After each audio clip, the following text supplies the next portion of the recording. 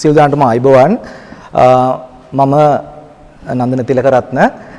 මම මගේ පරිශ්‍රණ විදිහට තෝරාගෙන තියෙන්නේ හදිසි ආපදා තත්ත්වයන් හමුවේ අධ්‍යාපනය COVID-19 ව්‍යසනය නිසා ශ්‍රී ලංකාවේ ප්‍රාථමික පාසල් දරුවන්ගේ ඉගෙනුම් ඉගෙනීම් ක්‍රියාවලියට සිදු වූ බලපෑම පිළිබඳ විමර්ශනාත්මක අධ්‍යයනයක්. මෙතෙන්දී මම 4 ශ්‍රේණියේ සිසුන් පාදක කරගෙන තමයි මගේ අධ්‍යයනය සිදු කිරීමට බලාපොරොත්තු වෙන්නේ. මගේ පරීක්ෂණ ප්‍රශ්නය ප්‍රධාන පරීක්ෂණ ප්‍රශ්නය COVID-19 වසංගතය නිසා හේතු වූ සමාජ දුරස්ථභාවය ශ්‍රී ලංකාවේ රජයේ පාසල්වල ප්‍රාථමික දෙවන ප්‍රධාන අවධියේ දරුවන්ගේ ඉගෙනුම් ඉගෙනීම් ක්‍රියාවලිය කෙරෙහි බලපා ඇති ආකාරය කෙබඳුද කියන එක. එතකොට මම මෙතෙන්දී මගේ කීවර්ඩ්ස් විදිහට හදිසි ආපදා තත්ත්වයන් හමුවේ අධ්‍යාපනය COVID-19 ඉගෙනුම් ඉගෙනීම් ක්‍රියාවලිය සහ ප්‍රාථමික දෙවන ප්‍රධාන අවධිය කියන කීවර්ඩ්ස් පාවිච්චි කරනවා. මේ අධ්‍යයනයේ පසුබිම පැහැදිලි කරොත් මම මේ මාතෘකාව තෝරා ගන්න ඇතරම හේතු වෙච්ච කාරණය මම ගුරුවරයෙක් ලෙස 2004 පත්වීම් ගන්නකොට මේ රටේ යුද්ධයේ අවසන් අවධියේ ආපදාමය තත්ත්වයන් යටතේ තමයි මම පත්වීම් ලබන්නේ. එදා සිට මේ දක්වාම දරුවන් විවිධ අවස්ථා තුල විවිධ ආපදාවන්ට මුහුණ දෙමින් අධ්‍යාපනය ලබන්න දරපු උත්සාහයන් අත්දැකීම් ලබලා තියෙනවා. ඒතකොට මේ අත්දැකීම් වල උච්චතම අවස්ථාව තමයි අපේ 2019 දෙසැම්බර් 13 වෙනිදා චීනයේ වුහාන් නගරයෙන් හඳුනාගත්තු මේ COVID-19 වසංගතයත් එක්ක මුළු ලෝකෙම වෙලාගත්තු අද මේ මොහොත දක්වාත් අපි අත්විඳින ඒ ඛේද වාචකය. එතකොට එහි ප්‍රතිඵලයක් විදිහට 2020 මාර්තු 12 වෙනිදා ලංකාවේ සියලුම පාසල් වහලා දානවා. එතකොට ඒත් එක්ක ඇතිවෙන මේ අර්බුදකාරී තත්ත්වය තුළ විශේෂයෙන් ප්‍රාථමික ශ්‍රේණිවල දරුවන්ගේ අධ්‍යාපනය නැත්නම් ඔවුන්ගේ ඉගෙනුම් ඉගෙනීම් ක්‍රියාවලිය කියන එකට දැඩි බලපෑමක් එල්ල වුණා. ඉතින් මේක UNICEF 2020 වාර්තාව උපුටා දක්වනවා ලෝකේ රටවල් 188ක පාසල් මිලියන 575ක් වසා දානවා. එහි බලපෑම නිසා සිසුන් බිලියන 1.6කට අධික ප්‍රමාණයකට විශාල බලපෑමක් සිද්ධ වුණා කියලා. ඉතින් මෙන්න මේ බලපෑම අපේ රටේ පාසල්වල දරුවන්ට සමස්ත පාසල් දරුවන්ට බලපෑවා. අනේ බලපෑම තුළදී මම ගුරුවරයෙක් විදිහට ප්‍රාථමික පන්ති කාමරවල උගන්වන විශේෂයෙන් දෙවන ප්‍රධාන අවධියේ ඉගෙනුම් කටයුතු කරන ගුරුවරයෙක් විදිහට මම ප්‍රායෝගිකව අත්දැකපු දෙයක් තමයි මේ දරුවෝ කොහොමද තමන්ගේ ඉගෙනීම් කටයුතු කරගෙන යන්නේ. ඔවුන් දරන උත්සාහයන් ගැටලු මම අත්විඳා. සහ ඒවට මැදිහත් වීම කරා කොහොමද මේක අපි උගන්වන්නේ මේ දරුවන්ට මේ අහිමි වෙන කාලය ලබා දෙන්නේ කියලා. අන්න එතෙන්දී මම දැකපු ප්‍රායෝගික ගැටලු රාශියක් තියෙනවා දරුවන්ට මේ අධ්‍යාපනය ලබා දීමේදී. ඒක ගුරුවරයෙක් ලෙස සහ පාසල් පරිපාලකයන් තුල ඇතිවෙච්ච ගැටලු සහ ළමයි දෙමව්පියන් කියන සියලු කණ්ඩායම් මේ ගැටලුවට මුහුණ දීමේදී විශාල අභියෝගයන්ට මුහුණ දුන්නා. මෙන්න මේ අභියෝගයන් හමුවේ තමයි මට මේ ගැටලුව තෝරාගන්න ඇත්තම කල්පනා වුණේ. මේ ගැටලු වලට කිසියම් විසඳුමක් හඳුනා ගන්න පුළුවන් ද කියන උත්සාහය. එතකොට මේ අධ්‍යයනය තුළින් මම මේක වැදගත් වෙයි කියලා කල්පනා කරපු කාරණේ තමයි අනාගත අධ්‍යාපනය සම්බන්ධ ප්‍රතිපත්ති සම්පාදනයේට මේ මගේ පරීක්ෂණ තුළින් කරන අනාවරණයන් දායක වෙයි කියලා මම විශ්වාස කරනවා. අනිත් එක තමයි අධ්‍යාපන සැලසුම්කරණය සහ විෂයමාලා සම්පාදනයේට. මේක විශේෂයෙන් කියන්න ඕන කාරණේ තමයි අපි මේ වෙනකොට ඔන්ලයින් නැත්නම් මාර්ගගත ක්‍රමයට අධ්‍යාපනය දරුවන්ට ලබා දෙනවා. හැබැයි මේ විෂයමාලාව සාමාන්‍ය පන්ති කාමරයේ උගන්වන්න සකස් කරපු විෂයමාලාවක්. ඒත් මේ සාමාන්‍ය විෂයමාලාවක් මාර්ගගත ක්‍රමයට උගන්වන්න යනකොට විශාල ගැටලු වලට මුහුණ දෙනවා. එහෙනම් මින් ඉදිරියට අපේ විෂයමාලා සම්පාදකයන්ට මාර්ගගත ක්‍රමේ නැත්නම් දුරස්ථ අධ්‍යාපන ක්‍රම වලට අනුගත වෙන විදිහට අපේ විෂයමාලාවන් වෙනස් කරන්න සිද්ධ වෙනවා. නැත්නම් ටීචින් ටෙක්නික්ස් වෙනස් කරන්න සිද්ධ වෙනවා. මෙන්න මේවට අවශ්‍ය දත්තයන් සම්පාදනය කරන්න මට හැකි වෙයි කියලා මම විශ්වාස කරනවා. අනිත් එක තමයි අධ්‍යාපනයට යොදවන යෙදවුම් තීරණය කිරීමට මගේ පරීක්ෂණයෙන් යම් දායකත්වයක් දෙයි කියලා මම විශ්වාස කරනවා. අනිත් වැදගත්ම කාරණය තමයි පරීක්ෂණ සාහිත්‍ය විමර්ශනය කරනකොට විදේශීය සාහිත්‍ය මේ වෙනකොට අන්තර්ජාලය පුරා අපිට හඳුනා ගන්න පුළුවන් දවස ගානේ මේවා අප්ඩේට් වෙනවා. හැබැයි ගැටලුවකට තියෙන්නේ ලංකාවේ මට මේ වෙනකොට පරීක්ෂණ දෙකක් හෝ තුනක් පමණයි හඳුනා ගන්න හම්බුනේ කොවිඩ් වල බලපෑම පිළිබඳව. ඒකත් එකක් අග්නික විශ්වවිද්‍යාලයේ කරපු අධ්‍යයනයක් තියෙනවා. තව එකක් උසස් අධ්‍යාපනය පිළිබඳ කරපු අධ්‍යයනයක් තියෙනවා. ඒ හැර මේ පාසල් පද්ධතිය පිළිබඳ කරපු අධ්‍යයනයක් මට හඳුනා ගන්න බැරි වුණා. ඉතින් අන්නේ පරීක්ෂණ හිඩස පුරවන්න මට පුළුවන් වෙයි කියලා මෙතනදී මම විශ්වාස කරනවා. ඒත් එක්කම අනාගත පර්යේෂකයන්ට මේ පර්යේෂණ තුලින් සිදු කරන අනාවරණයන් ඔස්සේ පර්යේෂණ ඉඟි සපයා ගන්න පුළුවන් වෙයි කියන විශ්වාසය මත තමයි මම මේ මාතෘකාව තෝරගන්නේ. එතකොට මේකදී මගේ පරීක්ෂණ ගැටලුව විදිහට COVID-19 වසංගතය නිසා ඇති වූ සමාජ දුරස්ථභාවය ශ්‍රී ලංකාවේ රජයේ පාසල්වල ප්‍රාථමික දෙවන ශ්‍රේණියේ දරුවන්ගේ ඉගෙනුම් ගැනීම ක්‍රියාවලියට බලපා ඇති ආකාරය කිබඳුද? එතකොට මේ ඔස්සේ මම පරීක්ෂණ ප්‍රශ්න 5ක් ගොඩනගා ගත්තා. ඒක මම අරමුණුත් එක්ක පැහැදිලි කරන්නම් මේ ප්‍රශ්න 5. මේ ප්‍රශ්න 5 තමයි මම අරමුණ වලට ගොනු කරලා තියෙන්නේ.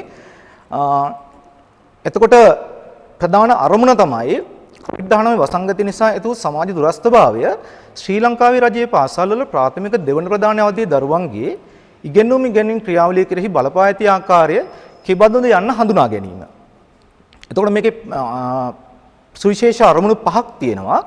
පළවෙනි එක තමයි COVID-19 වසංගතය අවධියේ ශ්‍රී ලංකාවේ පාසල්වල ප්‍රාථමික දෙවන ප්‍රධාන අවධියේ දරුවෝ තමන්ගේ අධ්‍යාපන කටයුතු සිදු කළ ආකාරය කිබඳුද කියන එක හඳුනා ගැනීම. දෙවෙනි එක තමයි COVID ආපත තත්ත්වයේ හැමුවේ දරුවන්ගේ අධ්‍යාපන අයිතිය සුරක්ෂිත කිරීම සඳහා දෙමව්පියන්, ගුරුවරුන්, පාසල් පරිපාලකයන් ගත්තු ක්‍රියාමාර්ග මොනවද කියලා හඳුනා ගන්න එක. තුන්වෙනි එක තමයි COVID-19 වසංගතය හැමුවේ ප්‍රාථමික දෙවන ප්‍රධාන අවධියේ දරුවන්ගේ ඉගෙනුම් ක්‍රියාවලිය කෙරෙහි සිදුවී ඇති බලපෑමේ ස්වභාවය කිබඳුද යන්න හඳුනා ගැනීම. හතරවෙනි අරමුණ වෙන්නේ මෙම ආපදා තත්ත්වයේ හැමුවේ අධ්‍යාපන කටයුතු අඛණ්ඩව පවත්වා ගැනීමේදී දරුවන්, දෙමාපියන්, ගුරුවරුන් හා පාසල් බලධාරීන් මුහුණ දුන් ගැටලු හා අභියෝග හඳුනා ගැනීම. පස්වෙනි අරමුණ වෙන්නේ මෙම පරිශ්‍රණීය අනාවරණයන් හදිසි ආපදා තත්ත්වයන් හැමුවේ දරුවන්ගේ අධ්‍යාපනය අඛණ්ඩව පවත්වා ගැනීම සඳහා වූ ප්‍රතිපත්ති සම්පාදනයට, ව්‍යවහාර සංවර්ධනයට හා පරීක්ෂණ කාර්යයන් සඳහා අදාළ කරගත හැකි කෙසේද යන්න හඳුනා ගැනීම. එතකොට මෙන්න මේ අරමුණු මුල් කරගනිමින් මම පරීක්ෂණ සාහිත්‍ය විශාල ප්‍රමාණයක් මේ වෙනකොට අධ්‍යයනය කරමින් සිටිනවා. ඒකේ මම කිහිපයක් හඳුනාගත්තු විශේෂ පරීක්ෂණ කිහිපයක තොරතුරු බොහොම කෙටියෙන් ඉදිරිපත් කරන්න බලාපොරොත්තු වෙනවා. මේ අධ්‍යයනය ඩුරාකු සහ හොක්සා කියන පරීක්ෂකයන් කරලා තියෙනවා කොසෝවෝවල කරපු අධ්‍යයනයක්. මේ අධ්‍යයනයේදී හඳුනාගෙන තියෙනවා මේ කොසෝවෝවල අධ්‍යාපනයේ නව තත්ත්වයන් නිර්මාණය වෙලා තියෙනවා. විශේෂයෙන්ම ශිෂ්‍යයන්ගේ සහ දෙමව්පියන්ගේ සාමාන්‍ය චර්යාවන් වල වෙනස් වීම මේගොල්ලෝ හඳුනාගෙන තිනවා. ඒත් එක්කම මේ දක්වා කරපු ඉගෙනීම් ක්‍රියාවලිය තුළ පරස්පරතා හා නොගැලපීම් තියෙනවා කියලා ඒගොල්ලෝ අනාවරණය කරලා තියෙනවා. ඒක නිසාම මේ ළමයිට අර ගුරුවරු ලබා දෙන පැවරුම් නිසා ඒ වගේ ඕවර්ලෝඩ් කැපැසිටි එකක් හින්දා දරුවන් කනස්සලටපත් වෙලා තියෙනවා කියලා මේ පරීක්ෂණය අනාවරණය කරනවා. ඒත් එක්කම තමයි මාර්ගගත ක්‍රමයට ඉගැන්වීම් වලට යොමු වීම තුළ දෙමව්පියන්ට දරුවන්ට මේ මාර්ගගත ක්‍රමයට අධ්‍යාපනය ලබා දීම අපහසු තත්ත්වයක්පත් වෙලා තියෙන නිසා ඔවුන් කනස්සලටපත් වෙලා තියෙනවා කියන අනාවරණයන් කරලා දෙනවා. ඊට අමතරව මේ චර්යාත්මක ගත්තාම දරුවන් තුළ භීතිය, ආතතිය, කාංසාව, ව්‍යාකූලත්වය වැනි තත්ත්වයන් මේ පරීක්ෂණය තුළ අනාවරණය කරලා තිනවා. ඒත් එක්කම මේ ඇමරිකාවේ කරපු අධ්‍යයනයක් මේක සර්වේ එකක්. මේ සර්වේ එකේදී මේගොල්ලෝ හඳුනාගෙන තියෙනවා දෙමාපියන් මේ ගුරුවරුන් කියන කණ්ඩායම් ටික මේ වසංගත තත්ත්වයක් එක්ක ඇතිවිච්ච තත්ත්වය මත ඔවුන්ගේ සාධන මට්ටම් වල පහළ යෑමක් අපේක්ෂා කරනවා. ඒත් එක්කම ඉහළ සාධන මට්ටම සහ පහළ සාධනය අතර පවතින ગેප් එක තවදුරටත් වර්ධනය වෙයි කියලා මේ පරීක්ෂණය අනාවරණය කරනවා. ඒත් එක්කම මේකෙදි විශේෂයෙන් බලලා තිනවා කියවීම සහ ගණිතය කියන ශාස්ත්‍ර ටික. ඒකෙදි කියවීම 70%කින් සහ ගණිතය 50%කින් ඔවුන්ගේ සාධනය පහළට එයි කියලා ගණනය කරලා තිනවා. අනිත් එක තමයි පහළ ශ්‍රේණිවල දරුවන්ගේ අධ්‍යාපන මට්ටම සම්පූර්ණයෙන් වසරකින් පහළට ඇදහැලෙනු ඇති බවට මේ පරීක්ෂණ වාර්තාව අනාවරණය කරනවා. ඒත් එක්කම මේක අප්‍රිකානු කලාපයේ විශේෂයෙන් පර්යේෂණ පිළිබඳව විශ්වවිද්‍යාල පදනම් කරගත්තු පර්යේෂණ පිළිබඳව කරපු අධ්‍යයනයක්. මේ අධ්‍යයනය හෙළි කරන විදිහට ඒගොල්ලන්ගේ පාඨමාලා වලින් 82%කට මේ කොවිඩ් වල බලපෑම ඇති වෙලා තියෙනවා. ඍණාත්මක විදිහට බලපාලා තියෙනවා. ඒකෙදි මේ ප්‍රතිචාර දක්වපු අයගෙන් 72.5ක් කියනවා ඒගොල්ලන්ගේ විද්‍යාගාර පර්යේෂණ අත්හිටවන්න ඒගොල්ලන්ට සිද්ධ වෙලා තියෙනවා කියලා. ඒත් එක්කම මේ එක කාන්තාව නැත්නම් පිරිමි සහ ගැහැණු වශයෙන් ඒගොල්ලෝ වෙන් කරලා මේක ප්‍රතිශතාත්මකව දක්වනවා. කාන්තාව 74.5ක් සහ පිරිමින්ගේ 71.7ක් තමන්ගේ විද්‍යාගාර හෝ ශ්‍රේෂ්ඨ පර්යේෂණය නතර කිරීමට තීරණය කරලා තියෙනවා කියලා. ඒතකොට මෙන්න මේ විදිහට ලෝකයේ අධ්‍යාපන ක්‍රියාවලිය ගත්තාම සමස්ත ක්‍රියාවලියට COVID-19 බලපෑම ඇති වෙලා තියෙනවා. එතකොට ඒත් එක්ක මෙන්න මේ වගේ තවත් පර්යේෂණ අධ්‍යයන තියෙනවා. මෙතන මේ එකක් තියෙනවා ශ්‍රී ලංකාවේ මෙන්න මේ impacting of COVID-19 higher education sector in Sri Lanka කියන මේක South Eastern University එක පාදක කරගත්තු අධ්‍යයනයක්. මේ සියලු අධ්‍යයනයන් කරනකොට දැකපු දේ තමයි මේ සියලු අධ්‍යයනයන් වල අධ්‍යාපන ක්‍රියාවලියට විශාල බලපෑමක් මේ නව තත්ත්වය නිසා නිර්මාණය වෙලා තියෙනවා. එතකොට අන්න ඒ අධ්‍යයනන් තුලින් තමයි මම මගේ පරීක්ෂණ මාතෘකාව සකස් කරගන්නේ සහ මට පරීක්ෂණ ක්‍රමවේදය තෝරගන්න ඊට පස්සේ මගේ ප්‍රශ්නාවලි සකස් කරනකොට තේමා හඳුනා ගන්න මෙන්න මේ පරීක්ෂණයන් තුලින් ආලෝකයක් ලැබුණා කියලා මම විශ්වාස කරනවා. එතකොට මගේ පරීක්ෂණය මම න්‍යායාත්මක පදනම විදිහට මම තෝරගන්නේ බැන්ඩෝරා හඳුන්ලා දුන්නු සමාජ ප්‍රජානන ඉගෙනුම් න්‍යාය කියන එක. මේ න්‍යාය තුළදී ඔහු ප්‍රකාශ කරනවා පුද්ගලයාගේ චර්යාව නියත කරන එකම සාධකය පුද්ගලයාගේ අභ්‍යන්තර සාධක පමණක් නෙවෙයි. පරිසර සාධකයන් බලපානවා පුද්ගලයාගේ චර්යාව තීරණය කරන්න. ඉතින්දී මේ cognitive factors, environment factors වගේම behavior factors කියන කාරණා තුල ඔහු පැහැදිලි කරනවා පුද්ගලයාගේ චර්යාවට මෙන්න මේවා බලපෑම් කරනවා කියලා. එතකොට මම මගේ මාතෘකාව COVID-19 නිසා ඇතිවෙච්ච බලපෑම කොහොමද අපේ ප්‍රාථමික දරුවන්ගේ අධ්‍යාපනයට. එතකොට මෙතන මේ ගැටලුවට මුහුණ දෙන්න නම් පුද්ගලයා තුළ ඇති කළගත යුතු වෙන්නේ චර්යාත්මක වෙනස්කම්. COVID වලට මේ වෙනකොට වැක්සින් එකක් හරියටම නැති නිසා වැළකෙන්න තියෙන එකම ක්‍රමය තමයි පුද්ගලයාගේ චර්යාත්මක වෙනස්කම් තුනක් අපේක්ෂා කරනවා. දුරස්ථභාවය, මු ආවරණ පැළඳීම, දෑත් සේදීම. මේක චර්යාත්මක වෙනසක්. එතකොට මම මේ න්‍යාය තුල කියන මෙන්න මේ කාරණා තුන තමයි මම මෙතෙන්දී ફોකස් කරන්නේ. එකක් තමයි නිරීක්ෂණ ඉගෙනුම කියන එක. මෙතෙන්දී කියන්නේ අන් අය මේ හැසිරීම අනුගමනය කරමින් ධනාත්මක ප්‍රතිඵල අත්විඳිනවා නම් පුද්ගලයා මේ හැසිරීම දැක්වීමට ඉඩ ඇත. එතකොට යම්කිසි කෙනෙක් මේ ගැටලුවෙන් මිදෙන්න යම්කිසි ක්‍රමයක් අනුගමනය කරලා ඒකෙන් ප්‍රතිඵලයක් අත්විඳිනවා නම් සමාජයේ අනිත් මිනිස්සු මේක පිළිගන්න අනුගමනය කරන්න පෙළඹෙයි කියලා ඔහු ප්‍රකාශ කරනවා. ඒත් එක්කම ප්‍රතිලාභාත්මක අපේක්ෂාවන්. ඒත් එක්කම ස්වයං සාමාර්ථය කියන එක. එතකොට මේ self efficacy කියන එක විශේෂයෙන් මේ කාලේදී මම හිතන්නේ අපි හැමෝටම පන්ති කාමරයේදී පාසල් අරිනකොට බොහෝ චෝදනාව මේක කොවිඩ් ව්‍යාප්තියට හේතු වෙන්න පුළුවන් කියලා. නමුත් දවසින් දවස පාසල් වල ළමයි වර්ධනය වෙන්න පටන් ගන්නවා. මොකද මිනිස්සු තුළ අර ප්‍රතිලාභාත්මක දේවල් ලැබෙනවා දකින්නකොට සහ මේකෙන් ආරක්ෂා වෙන්න පුළුවන් කියලා මිනිස්සුන් තුළ ගොඩනගෙනවා මේ ආත්ම ශක්තිය.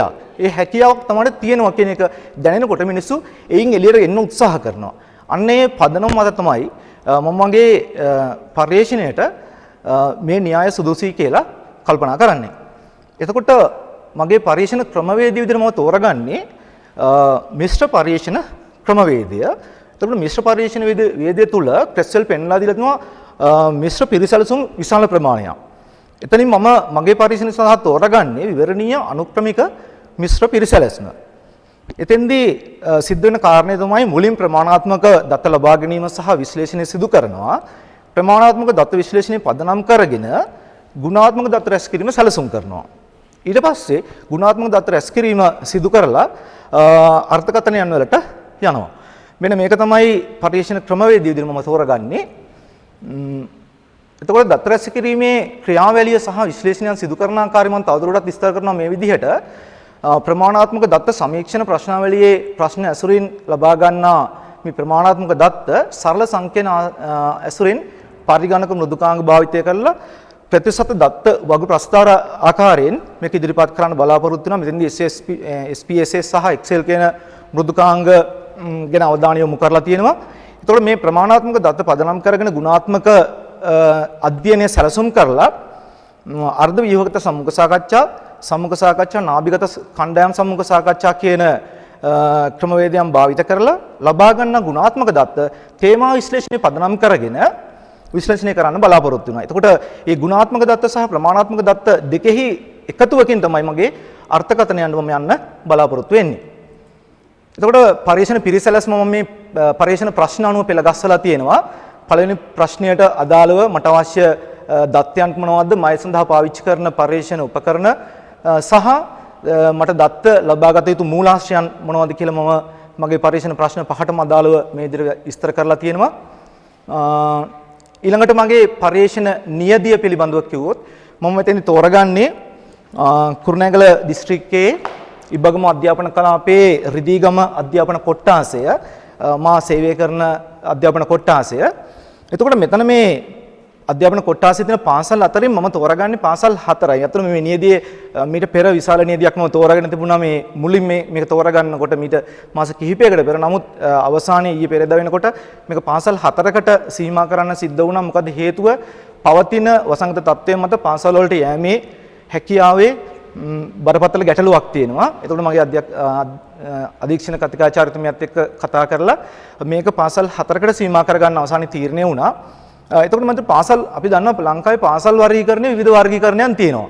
එතකොට මම මෙතන තෝරගන්නේ මේ ප්‍රියමනාප නොවන දුෂ්කර සහ අති දුෂ්කර කියන වර්ගීකරණය. එතකොට මෙතන මම සහේතුක නියදියක් තමයි තෝරගන්නේ. ඒකට හේතුව මට අවශ්‍යයි මගේ පරීක්ෂණ ප්‍රශ්නයට අනුව එක් සමාජ ස්තරයන් වල නැත්නම් එක් සම්පාසල් වල මේ ගැටලුවට මුහුණ දීලා තියෙන්නේ කොහොමද?